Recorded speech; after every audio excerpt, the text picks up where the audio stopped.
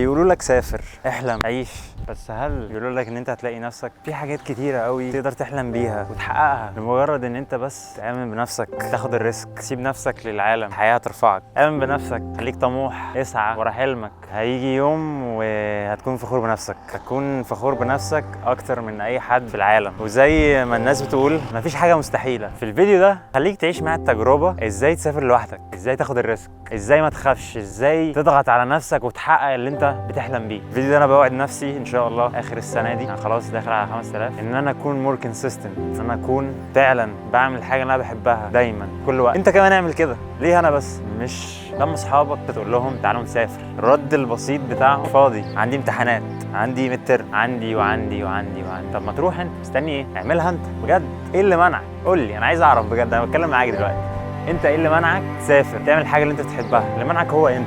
خليك مختلف وحقق اللي انت بتحلم بيه. يلا بينا نكمل رحلتنا للاجونة بعد الخطاب الفظيع ده. عجبكم ولا ايه؟ يلا بينا.